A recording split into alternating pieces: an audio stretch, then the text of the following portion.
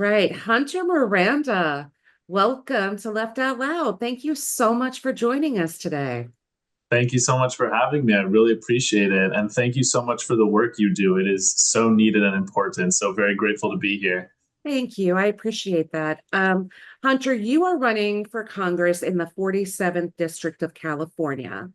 And so, correct me if I'm wrong, that is like the southern county of Orange County. It's like in the southernmost portion of Orange Exactly. County on the coast. Yep, exactly. So after Prop 50, which was the proposition that kind of reorganized the districts this last Hmm. election, we're now inclusive of cities like Irvine, Laguna Beach, Dana Point, up into Tustin. Ooh. So kind of that whole southern swath of southern Orange County, like you mentioned, onto the coast of Laguna Beach and Dana Point. So yeah.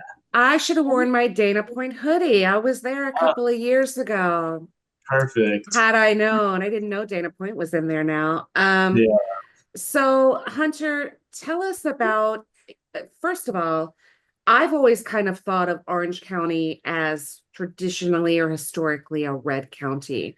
I know that maybe that's not so much the case now, it's more purple. Is that true? Like, what are you seeing?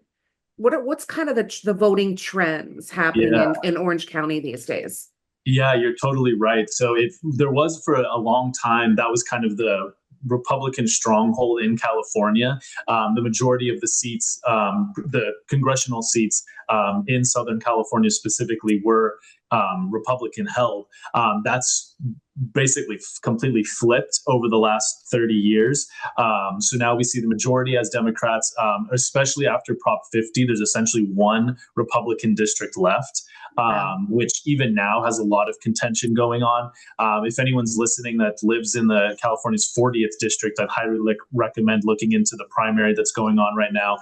That one's going to be very interesting. But now, like I mentioned, it's shifted a lot.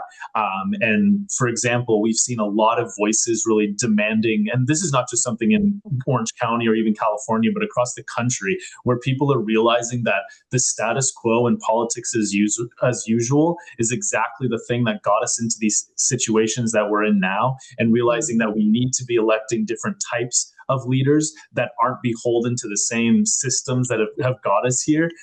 So that's something that we've seen, which we've been very fortunate enough to be a part of this wave of people wanting to step up and bring about that change.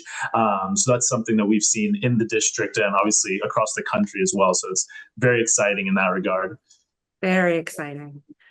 Seth, did you have a question? You want to go next? Yeah. And I mean, right now we got to go. I got to go hard off the top, right? I'm coming off the top rope Yeah. because we have just had something happen in the Supreme Court where we have gutted parts of the Voters' Rights Act.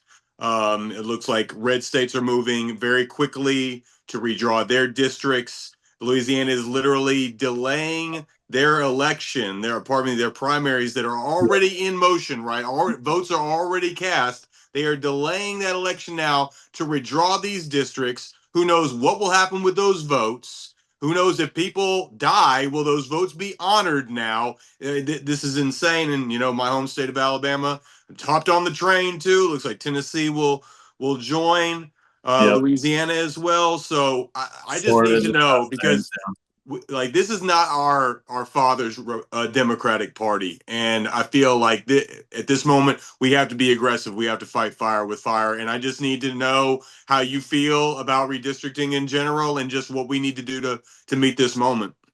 Yeah, exactly. Like you said, this is not politics as usual. This is exactly why we need new types of leadership that are willing to take bold steps to prevent these things from happening. So, for example, one of the policies that we've been pushing strongly for is a complete national ban on gerrymandering, which would essentially prevent the states from doing it in the manners that they have been, where you see the most ridiculous districts being drawn that have nothing to do with geography, have no consistencies, and are solely there to pocket certain political parties and ensuring that they win those elections.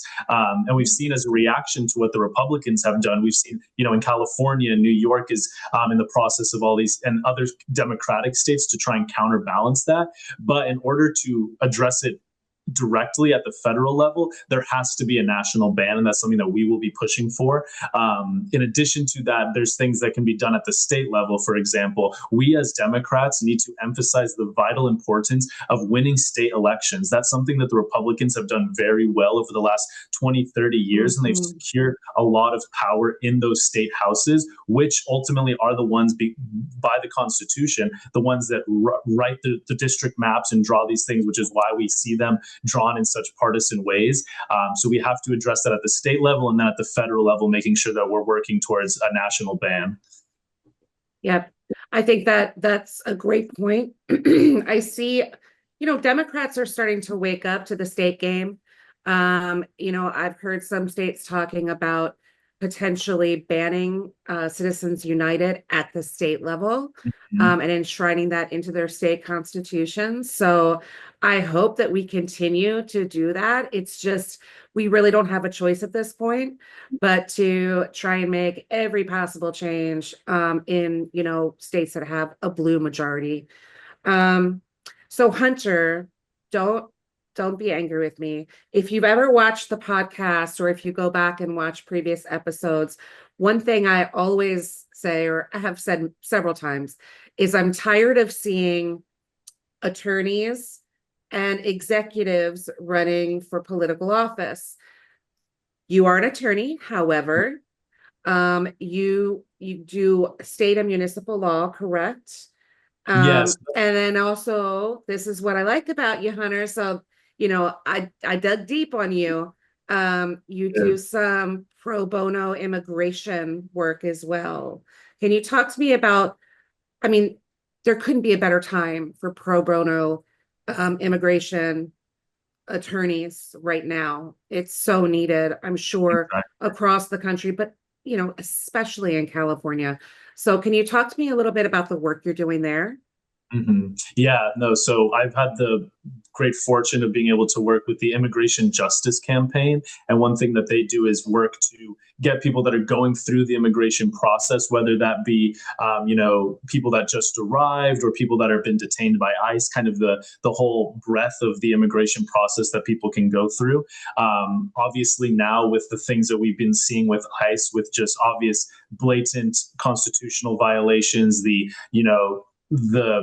intense policing that we've seen across the board, across the country, when it comes to ICE, families being torn apart, people living in fear, even immigrants that are here legally are living in fear because of the things that ICE are doing. People that are full citizens are living in complete fear. This is something that obviously cannot occur. And one of the things that specifically in the immigration field, I know this is a bit of a tangent, but one thing that we are pushing for in our campaign is the abolition of ICE, being the fact that ICE was developed as a post 9/11 entity when we were willing to give up so many of our constitutional rights after the fear that was stirred up after 9/11. And that's one of the things that we need to do when we completely overhaul our immigration system. But back to the pro bono work, like you mentioned, it's so important that people have that legal representation. And that's often one of the largest barriers that people go through, is that, for example, if you have a family member that's picked up by ICE out of the blue, one, you might not even know for a few days that where they actually are, whether or not they're even detained, if they're alive or not. After that, you have no idea what their legal status is, whether or not they're going to be immediately deported, or whether or not what that process actually looks like. You as a family member are obviously not going to have experience in the legal profession and know what that system is going to be, especially with the craziness of the Trump administration, where things are being changed just on the dime, basically every week. So you need that legal representation to ensure that your constitutional rights are being protected, which every person in the United States has a constitutional right to due process, which is something that the Trump administration has violated countless times. And one of the things that is why people need that proper representation. And often, unfortunately, even when they do have that representation, it still results in their constitutional rights being violated, and XYZ the consequences of that. So I am very fortunate to be part of that. It's just a small thing to help contribute to this massive problem that we need to address at the systemic level. We can't just rely on attorneys trying to do what they can. It has to be addressed by us completely overhauling our immigration system, focusing it on humanity, safety, and fairness rather than the cruelty that we see now, and which is just objectively unjust and unfair. So Agreed. So I apologize. You get an exemption, right, from my former proclamation that attorneys should not run for office because, let's be honest, Hunter, you've taken all of that education and hard work that you put into your law degree and you're using it to give back to your community. So hats off to you. I think that's wonderful work that you're doing. I appreciate that. And yeah, that's the thing. There's so much power that people in these positions of privilege can do. And I obviously having the opportunity to go to law school, we have to utilize that privilege and that power to help those that don't have that, and help as many people as possible with that. And I think that's one thing. I love that. I wish all attorneys thought like you. That's wonderful. Right. Yeah. Absolutely. Unfortunately, there's a lot that are solely there for the money and stuff, which, everyone each their own, but there is a lot of power that can come with those positions. And that's, obviously not just me, but there's so many people across the board that are actively working to do those things. So it's refreshing to see that for sure. Yeah. Yeah. And that's great to hear because, it's difficult to live in America, to pay bills in America, especially in a state like California, and you would know about that for sure. And the Democratic Party going forward looks like the platform is going to be, number one on the docket is affordability, right? And that's the big name. That's the big word out there. What are you doing within your campaign, and what do you plan to do if you're elected to continue this movement for affordability across the country, and particularly in your state of California, where it's difficult to make life affordable? Exactly. No, that's an amazing question, because like you said, that is at the forefront of so many people's mind. The simple fact that people can't afford to live, people that are working full-time jobs, sometimes 2 to 3 jobs, and they can't even afford to feed their families, pay their rent, send their kids to good schools and feed them healthy foods. Like the most basic standard things we need to live in the richest country on earth is just complete insanity that we've gotten to this point. And one of the biggest things one of the main reasons why we wanted to get involved in this race and actually challenge an incumbent Democrat who's been toe and heel with the establishment is that our entire economic system has essentially been monopolized by massive multinational corporations that prevent us from having true fair competition in our economy. And that's why people can't afford to live. That's why you see, for example, since 2020 alone, 50% of inflation has been directly tied to just corporate profiteering. So the fact that these companies can simply raise their prices because there's no fair competition, and that's something that's occurred over the last 30, 40 years under both Democratic and Republican leadership. And unfortunately, the Democratic Party has also been beholden to that big money that they spend to get people elected to do their bidding. And that's one thing that we've been calling out. And one thing which is why it's so important to have alternative news sources like you all is that people actually talk about that here. If you go to a mainstream media outlet, name the list of all the names that we know, you're never going to hear people talking about the fact that those companies are monopolies, the fact that basically every major industry is completely monopolized because we aren't properly enforcing and updating our antitrust and anti-corruption laws. And that's something that Congress has to be willing to do, and we have to have members that are actually willing to call that out. Otherwise, we'll just keep seeing the same exact things play out. So, for example, if we want to just keep electing the same exact types of Democrats that'll keep voting in the same exact way, we're going to end up in these same systems. Or if we're willing to elect leaders that are unbought from those positions, or unbeholden to those companies or those donors, and move the needle in a new direction, that's, I think, what's the most important thing. I agree. I mean, the Democratic Party, we are not blameless in getting us, into how we arrived at this situation. And, we can't keep hearing like the lesser of two evils. Both parties are the same. We're not. We're certainly have a better track record than Republicans on a lot of these things, but not good enough. It's not good enough. And I feel like, we are gaining for the first time in a really long time all of this progressive momentum because people are just tired. And they're tired of the establishment kind of owning our government, our politics, and also they're just becoming more aware of it, right? Exactly. It's impossible to ignore at this point. And so real quick to that point, sorry, I want to emphasize that because you're completely right. The Republican Party has been completely dominated by MAGA and Trumpism and has obviously been shown to be a direct threat to our Constitution and to our country. And I in no way equate that to the Democratic Party. Yeah. But with that being said, in order for us to win elections and actually prevent that from what we've seen, we've lost to Donald Trump twice, and we need a wake-up call. We need to realize that the strategies and the policies that we've been running on are clearly not enough. Like you said, it can't just be good enough. We have to be so much better. We have to be delivering for working class people. We have to be showing tangible results where we can, people can wake up the next day and say, here's an improvement in my life that's been made because of these policies, rather than just, catchphrases and slogans, which unfortunately we hear a lot of without any actual specific policy behind it. I completely agree. That is such a good point, that we need to build the strongest Democratic Party possible. And in order to do that, we have to break up, the influence of big money in our politics and call out our own party that is also beholden to that. We have to be willing to, call out the Democrats that are not willing to make those bold progressive steps and move the country in the right direction. So we have to be doing that to build the strongest party possible, knowing that we have to defeat Republicans that we're running against. Couldn't agree more. And if we are able to do that as a party, or at least the majority of the party, we'll never lose another election. It's really that simple. I completely agree.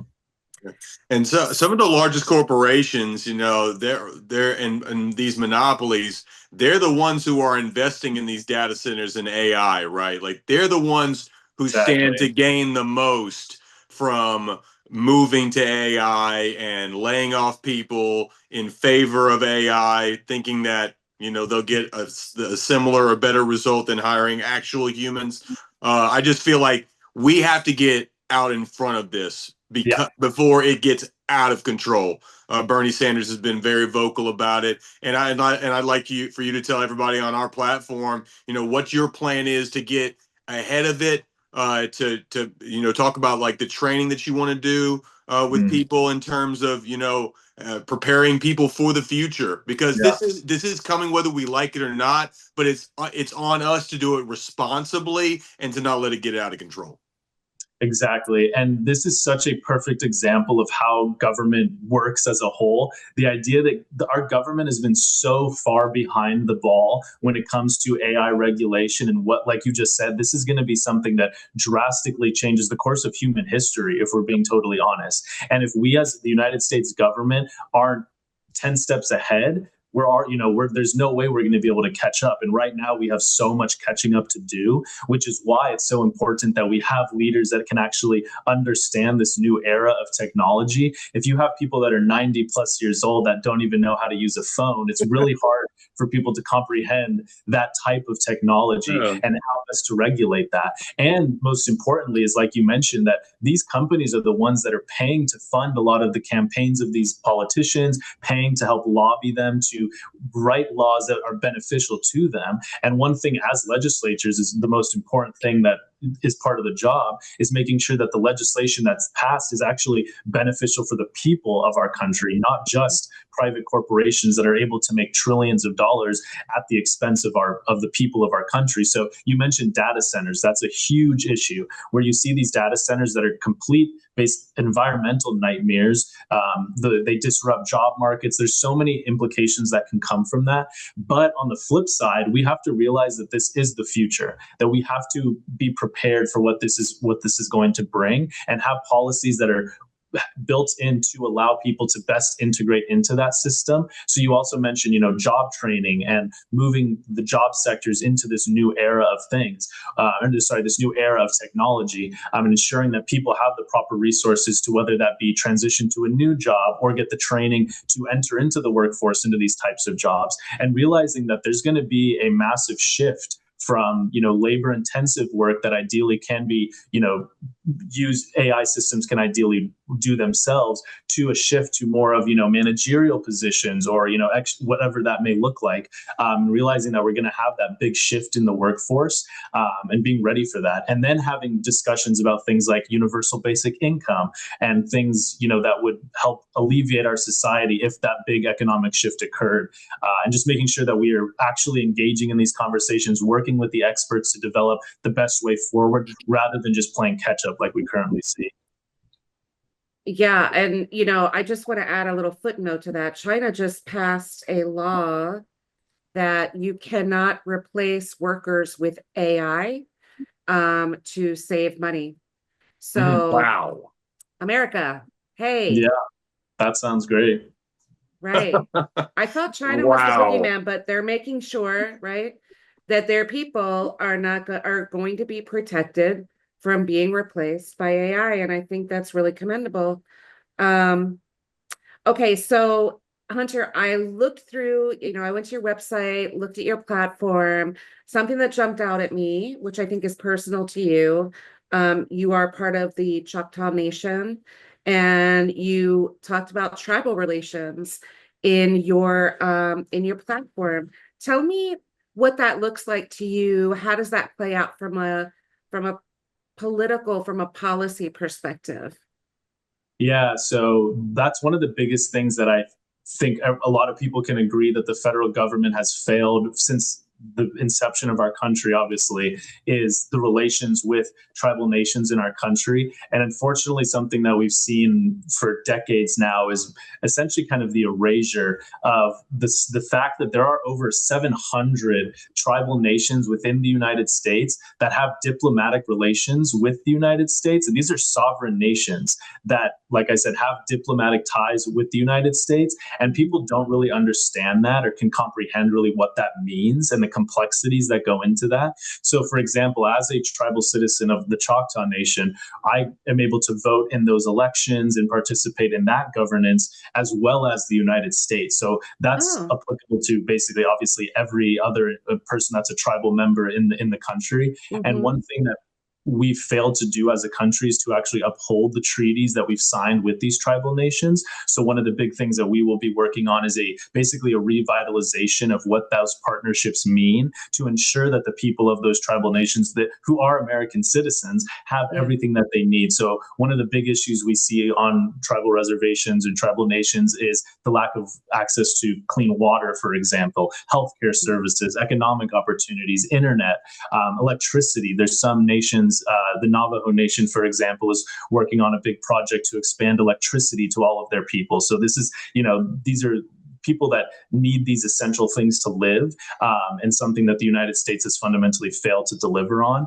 One of the biggest things that I think is most exciting is integrating Indigenous knowledge into our environmental practices, whether that be, agricultural things or fire prevention or flooding or drought retention. There's so many things that these little experts in the places that they're from know how to deal with these environmental things and have been dealing with them for thousands of years, and being able to use that Indigenous knowledge. So, for example, in California, with the fires that we have a huge issue with, we have tribal nations here that have been begging to work with state governance or even local governments to say, hey, we've been doing these things for thousands of years and no way to prevent these things. And that's just one example. So that's one thing that I think the government, you never really hear talked about, and one thing we need to do a better job of addressing. But yeah, so that's one thing I'm incredibly proud of, that I get to be a part of that and working with those tribal nations and tribal leaders to make that a reality. I love that. I lived in North Carolina for most of my life before I moved back to Alabama for school. And, we just over a year ago, Hurricane Helene came in, historic flood. And when you talked about how the tribes had been trying to work with California to work on something that they've been seeing for thousands of years. The same, tribes on our side, on the East Coast, Yeah, we're telling people, don't build these roads by these rivers. We've seen this before. Mhm. You're not going to like where this ends up, because every once in a while there's a flood and everything gets washed away. And it is such a failure of our government to not consult with our tribes who have been here from the beginning, been So on exactly. this land it's from so the beginning ignorant and and know arrogant. the weather, right? Yeah. The arrogance. They Yeah, know the geography, the weather, and to not consult them on ways that they have been remedying, disasters for millennia. exactly. And it just blows me away. Blows me away. It's crazy. I had to mention that because it's just like, duh. It's such a Yeah. duh thing, but what are you gonna Exactly. do, old white folks, right? So, you're a millennial like I am, and and one of the biggest problems facing millennials is that we are now the largest voting bloc in the country, and it feels weird to say that, but we are still one of the least housed uh, adult generations in the country, and housing has been very difficult to come by in terms of owning. A lot of us are still renters. Nothing wrong with that, but the American dream is to have your own piece of land, right? Little something to call home, a house. And housing is a big part of your platform. And speaking to the biggest voter bloc, the millennials, what is your plan? What are some steps that you're taking to ensure that we can have more home ownership across the country, just here in Yeah. America? No, exactly. That's, like you said, one of the biggest issues, especially in Southern California. That's a massive issue. The idea of someone growing up here, for example, my parents bought a house in the mid 90s. They were able to get a really good price on it, a really nice area, all that. The idea of someone at their age in their early 20s buying a house here is such a foreign concept now Yep. Yeah. that it's completely unrealistic. And the fact that that's become the reality that people just default to as being like, oh, well, too bad, so sad. You just got to work harder. That's just not the case. Where you've seen the statistics of income levels versus the pricing, and they just do not match up at all. The pricing has just drastically outpaced what people are actually making in the state. And this is something that's not just applicable to Southern California. Obviously, Right. this is a national issue that we're seeing.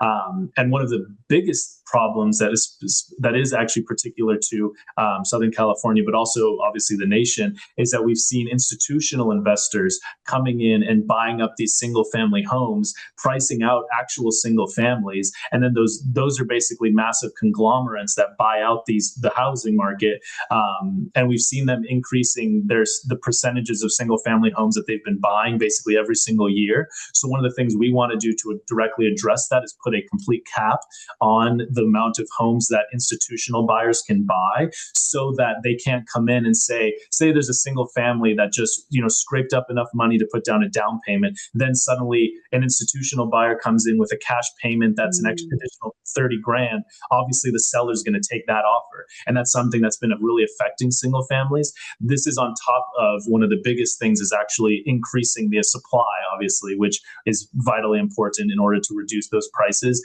but not just increasing the supply in the traditional ways that we've been doing them, making sure that these are the communities that we're building are communities that are actually allow people to afford to live there. So that's moving more towards integrated housing, where there's different types of housing in a different area, integrating that with market communities, all these different things that we can be doing to ensure that these are actually going to be affordable housing, rather than just the fairy tale dream we're often sold.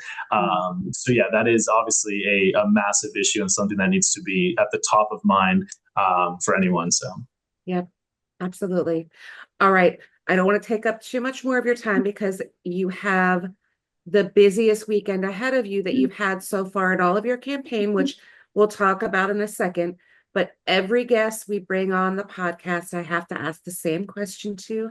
I already know the answer, but we like to hear it out loud. So, Hunter Miranda, do you take any corporate PAC money? I do not. We are incredibly proud to be 100% grassroots funded. And no foreign interest money, no APAC money, all grassroots, right? Yep, no We love foreign that. interest, no APAC, and that's something that we plan to do that's what we pledged to do from the beginning of our campaign through the entirety of it. Sometimes there's people that's like to say that at the beginning, and then suddenly right Yeah. at the end, they suddenly get a They bunch of need that influx of boost. money. Yeah. Yeah. So no, we are incredibly proud, and that's something that we're working to tackle is campaign finance reform. I think has to be the number one priority for so many campaigns, because if you don't address the root cause of actually who we get elected to change all the other laws that we've just talked about, then nothing's going to actually change. So we have to change where this money's coming from, who's able to fund these campaigns, that increase the transparency of that, and open a public option. There's a list of things that we can be doing to really reform how we elect people, and that's something that has to be called out and addressed directly. But yes, we're very fortunate to be 100% grassroots. Love to hear that. Okay, so before we wrap up and you talk to everyone about how they can find you and what you need to help support your campaign, tell us, Hunter, why this coming weekend is going to be the busiest weekend of your campaigning so far. Yeah, so ballots drop in 3 days now. So May 4th is when ballots come out in California. So if anyone hasn't registered to vote, you have until May 18th in California to register. So be sure to do that before that deadline. You'll then be either sent a mail-in ballot, or you can go in person to vote. You can also take in your mail-in ballot to the in-person place if you want to do that as well. So you have plenty of time to still register, but make sure you're doing that. And like you said, this is going to be one of the busiest weekends of the campaign, because ballots drop in 3 days. We need to be doing everything we can to get the word out. So yeah. Very exciting. Very exciting. We wish you obviously the best of luck in your campaign over this weekend. I hope a lot of people turn out, get to know you better.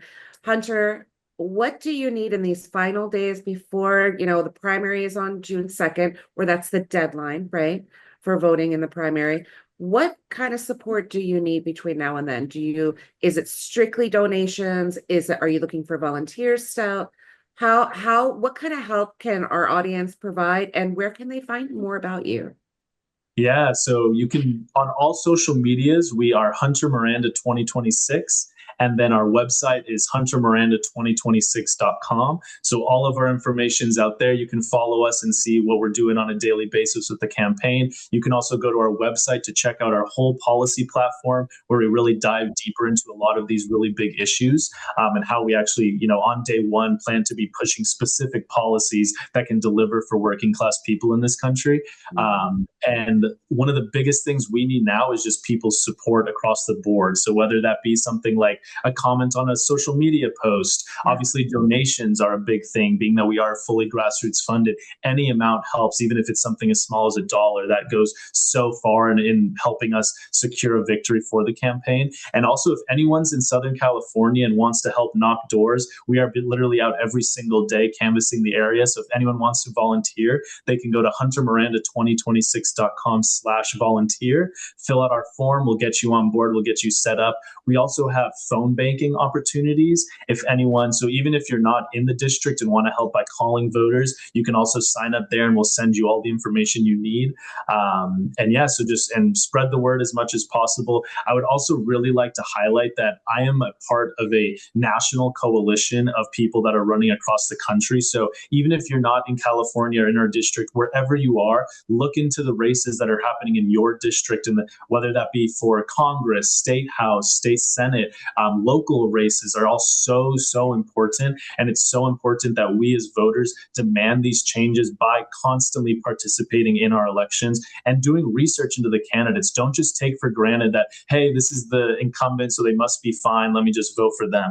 Actually look into who's challenging, what other potential options there are is so important in our democracy. Yeah. So Critical this year to really look into the candidates, make sure they represent your values, make sure they're ready for this fight. And Hunter Miranda, you've convinced me that you are. I think you're fabulous. Our first attorney, I'm eating crow because I think you are going to be a fantastic Congress member. Seth, final words for Hunter? Hunter, again, thank you so much for the time. Really impressed with you, man. And I'm just, hoping that, all your hard work comes out to something good, man, because clearly you know what you're doing.